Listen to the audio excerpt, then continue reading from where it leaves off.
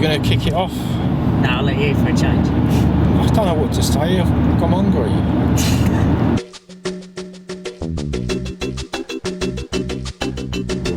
Right, here we are for another Amiga Lads video. Just went down to pick up Adam a new BBC. It was a BBC. So what do you know what model it was, Ads? Nope. No, it was a BBC Micro, 32k of memory with a DFS 1770, I believe. Just missed my 48k. 48k as in? Spectrum. Yeah? Yep. Be different though, wouldn't it? It'd be different. I just want to hear the beep beep at the beginning. Yeah. I think, to be fair, we can put a nice disk drive on it, 3.5 or 5.25. All sounds interesting, but how much? To be fair, you probably pick up a drive modification, probably a 10 to put it on, as in a 3.5. That's not bad. It's better than a cassette tape from eBay for the Spectrum going for about 40 quid. Well, there you go. So, see? So, yeah. if you want to put 5.25 on, probably about 25 quid to be fair. And 25. Yeah, that's not bad. Then you can start playing the original games because the majority of them never actually come out in a 3.5. They were more than a 5.25, which is the humongous one. And what else uses the 5.25 ads? Commodore 64. Yeah. So you've always got blanks there to do it. You might have to get some of the 3.5 double density discs for it. Double density, because they are like the Amiga ones. You can't use hard density. Oh, right. Yeah. So you need to get some of those for the BBC. There's also a program I think on PC called Omi Flash or Omi something, Omi Floppy, that you can actually make the discs out of images on the PC, backed up images of your original disc that you've got, or I've got, because you never had a BBC. No. Of your original floppies that you had, and then put them back to a 3.5-inch disc, and then put them into the BBC and play it normally. That sounds very interesting for the machine, I guess. But it's all just going to be fun, just playing around, I guess. Yeah. One of my favourite games on the old BBC, I remember from school, was Recton. You must remember that. Another conversion of it on the Commodore 64 was Boulder Dash, I believe. Yeah, I get confused. Repton's the one with the little dudes that you got to get. Yeah, all the blocks and things like that, like the rocks. You move around. Yeah, that was another one. It's also on the it's also on the Spectrum as well, and on the Amiga.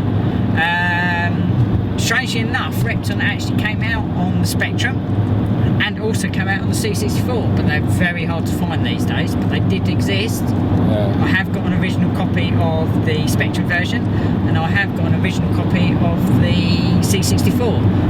Yeah. So they do exist, which is one of my favourite games. Another good game is Snapper. Yeah, which was... I don't like Tapper. No, that's a Pac-Man, basically. Pac-Man clone version. That's unusual. So you've got that. Then you've got Killer Grilla. Is that like Donkey Kong? That is it, Donkey Kong, the BBC version. What else came out that I remember? He's talking BBCs. I had Chucky Eggs, as far as I go. Chucky Egg, yeah, that's another one. Arkanoids, and what's the other one? What like that? Breakout? No, it might be. It's just the games I played at school. That was it. It was Arkanoid mostly. Yeah, I don't remember that. I do remember Plan B, which was one of my favourite games as well. That was quite a good one. One you always must remember in MASH was Granny's Garden. No. Which was an educational game. I didn't do educational. I just blew things up. Yeah. Also, they had the database called Quest. On it. Quest. That was the database for the BBC. We used to do at school, learn how to do database. You also had what else was it? Wordwise. Was it Wordwise? No, View was the other one. It was the other word processor. because they came around when you was at school, so you'd connect like your thing. Then later on you had, in science, you had Lego bits that they added onto it as well.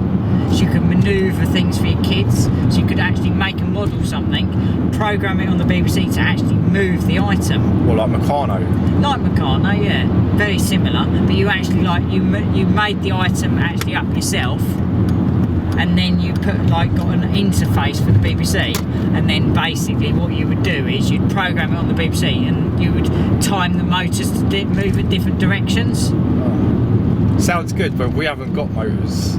Yeah, well, you never know. We can get one eventually. Yeah, it might be interesting.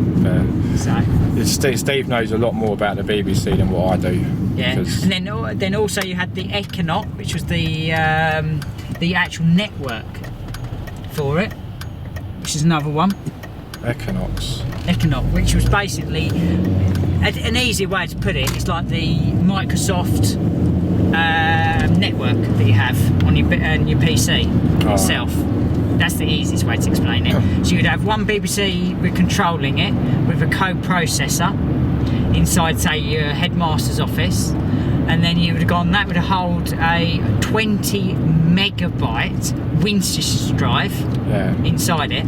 That would hold all the files for the network, and then you would use, say, in your computer room, you would have all the PCs, the actual BBCs connected together through the Econaut system, and then you put like star I am, and then depends on how they've set it up, like games, words, business, depends on what they set it up, as the teachers would have set it up. Right.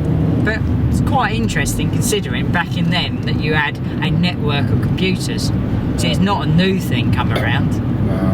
No, it all sounds interesting, it does. But yeah, there's probably other machines might be able to do that, but the BBC does seem a system that I might look at to be interesting. Yeah. Well, what we'll do next time is we'll do another video on catch up, show you what it's all about, hopefully. We've got a few other videos to catch up on, I must admit. But it's night from me.